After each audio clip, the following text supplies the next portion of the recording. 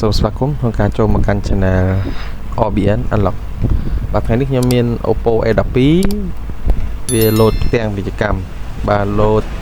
លក្ខណៈឲ្យយើងចេញអីក៏មិនកើតវាលោតនេះលោតនោះបាទអញ្ចឹងសូមជួយចុច Subscribe បាទនេះឈ្មោះរបស់ខ្ញុំដើម្បីគ្រប់គ្រងនៅវីដេអូថ្មីបន្តទៀតបាទហើយបងប្អូនធ្វើការចង់ឆាតមកខ្ញុំបាទចង់បានព័ត៌មានឬក៏ចង់ទិញ tool អ្វីផ្សេងៗអាចតាមរយៈ link នៅខាងក្រោម channel របស់ខ្ញុំនៅក្នុងវីដេអូនេះអញ្ចឹងបាទឥឡូវតោះយើងមកមើលបន្តទៀតA12 នេះគឺលោតផ្ទាំងពាណិជ្ជកម្មញ៉ៃណាដូចនៅក្នុងវីដេអូនេះ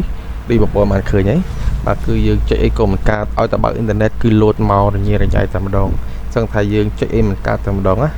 បាទឥឡូវយើងតាមដានទស្សនាវីដេអូរបស់ខ្ញុំគឺធានាថាធ្វើបាន 100% ហើយជោគជ័យបាទអូខេឥឡូវយើងធ្វើការបិទពីសិនទៅទី1យើងធ្វើការបិទអ៊ីនធឺណិតសិនណាហើយបន្តមកយើងចូលក្នុង setting ចូលទៅក្នុង app របស់វាបាទចូលក្នុង app រងចាំបន្តិចហើយបន្តមកបងប្អូនមើលត្រង់ app មួយណាដែលថាវាចម្លែកចឹងណាហើយមួយទៀត app មួយទៀតយើងត្រូវតែលុបចោលណាមើលយើងត្រូវលុប app នេះមួយបាទ app ហ្នឹងគឺជា app game ទេបាទឥឡូវយើងមើលតាមវីដេអូរបស់ខ្ញុំទៅបាទឥឡូវ app មួយទៀតនៅ Google មាន Google TV ហើយហ្នឹងសិតតែជា ADS ហើយបាទសិតតែជាផ្ទាំងពាណិជ្ជកម្មហើយគឺលុបចោលអស់បានហ្នឹងហើយគឺ Google TV ហ្នឹងគឺ delete ចោលទាំងអស់uninstall ចោលទាំងអស់មួយទៀត Google TV បាទគឺវាលោតដោយសារតែពីរហ្នឹងហើយគឺខ្លាំងជាងគេឥឡូវយើងលុបកម្មវិធីណាថាមិនសូវសំខាន់លុបចោលទៀតទៅដូចជាមានតិចដែរទេនៅក្នុងទូរស័ព្ទហ្នឹងតែសំខាន់ពីរមិញហ្នឹងគឺ Google TV បាទគឺត្រូវតែលុបចោលបាទហើយនេះមួយទៀតបាទហ្នឹងក៏ដូចគ្នាដូចជាអស់ហើយនៅក្នុងហ្នឹងអស់ហើយបាទសុទ្ធតែជាហ្គេមតូចទេ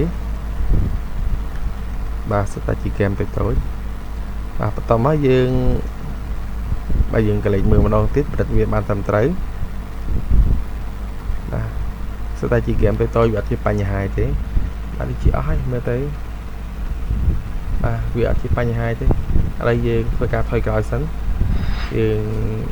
ចូលក្នុងម្ដងទៀតមើលពិនិត្យមើលម្ដងទៀតថាតើអស់ឬនៅអូខេ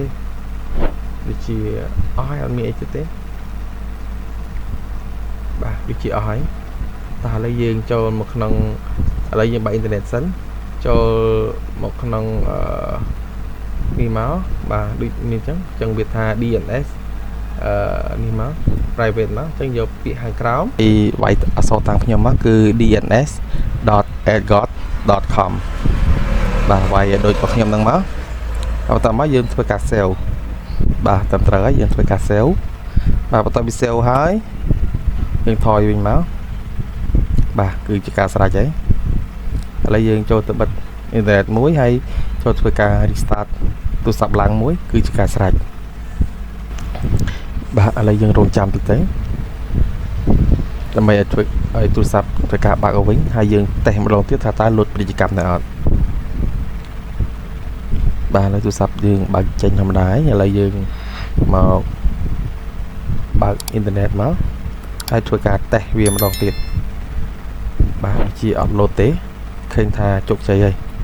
បាទអញ្ចឹងអរគុណសម្រាប់ការតាមដានវីដេអូនេះបាទសូមអរគុណសូមជួយ Subscribe Channel របស់ខ្ញុំម្នាក់មួយបាយបាយ